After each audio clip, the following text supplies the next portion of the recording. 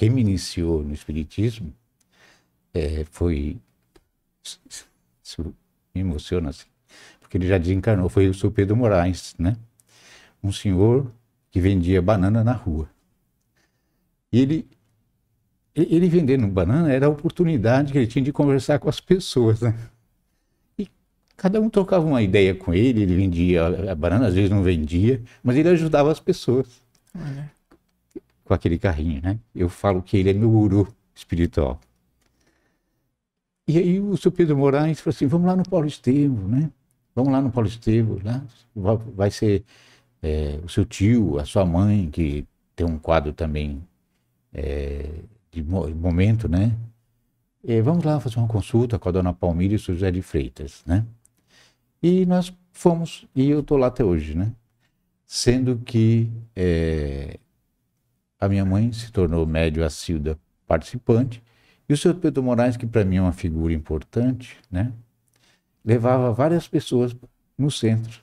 Veja só, ele tinha o emprego dele, normalmente numa empresa de mineração que existia na Vila São Jorge, e nos finais de semana ele vendia a bananinha dele e fazia o convite para as pessoas. O que esse homem levou para o centro, eu acho que não vou levar em toda a minha existência assim, né? E ele é, digamos assim, o meu orientador espiritual, sim. Que bonito. E você acha que não sei se falta, ou o espírita poderia ser mais incisivo no convite? Porque às vezes a gente vê, não fazendo comparações assim, mas sim, os irmãos evangélicos, né, protestantes e outros, acho que eles são mais assim, insistentes em chamar mais pessoas, em convidar pro centro, né? Igual o seu Pedro fazia, né? Certo. Às vezes a gente, no nosso dia a dia, quando a gente tá no nosso cotidiano, a gente esquece, né? A gente pensa às vezes em ser espírita só na casa espírita, né? Sim. Na verdade, nós às vezes nos acanhamos até de dizer que somos espíritas. Eu não sei se é uma aparente humildade, né? Mas também a gente não pode, a gente sabe que a lógica recomenda não ser muito afoitos, né? Uhum. Porque a pessoa muito afoito pode demonstrar um certo radicalismo, né? Pode demonstrar um fanatismo, né? Sim. Mas convém que no primeiro momento, na primeira oportunidade, a gente faça alguns esclarecimentos que a doutrina nos proporciona. Porque uma coisa muito boa da doutrina espírita é ela ter um caráter religioso, filosófico e científico.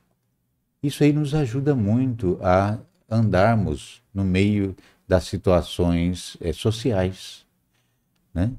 Sempre com o bom senso, né? Nos momentos adequados, a gente pode fazer o esclarecimento que a ocasião requer, né? Legal. E o seu Pedro, ele também era trabalhador da casa? Tinha alguma atividade lá no Paulo Estevam também? Ou... Sim, ele era médium passista da casa. Ele já participava do Centro Espírita Paulo e Estevam há muitos anos, né? Ele era uma pessoa muito querida lá, sabe? Com toda a simplicidade dele, ele fazia um trabalho de luz, tá? Não só lá, como também a dona Palmira e o senhor José, às vezes, trazia, final de ano assim, traziam presentes, reuniam as crianças da Vila Sônia e entregava aqueles presentes. E num tempo também ele ajudou a montar um trabalho de evangelização infantil ali na Vila Antártica, né? E assim ele foi a vida dele, de demonstração de convicção, trabalho, humildade, uma pessoa muito humilde, sabe? Conversava, não deixava dúvidas. E ele, a sua sabedoria de viver, né?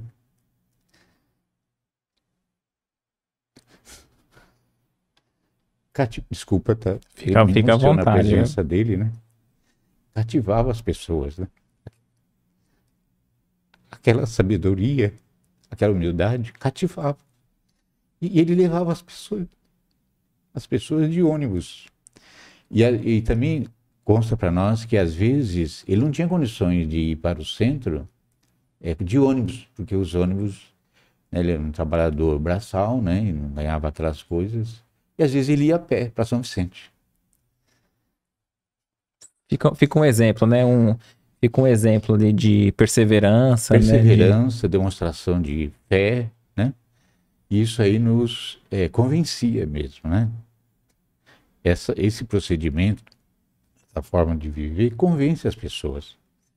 Dá às pessoas uma certeza de que não está sendo enganado. Não é uma vida de ilusão, de falsidade. É uma vida de vivência de valores. Isso que ele mostrava muito na vida dele. Perfeito. O que você achou desse corte? Coloca aqui nos comentários a sua opinião sobre esse tema. Para ver o episódio completo, é só pesquisar Recomeçar Podcast Espírita. E caso tenha ficado alguma dúvida sobre a doutrina espírita, é perfeitamente normal. Procure ler as obras de Allan Kardec.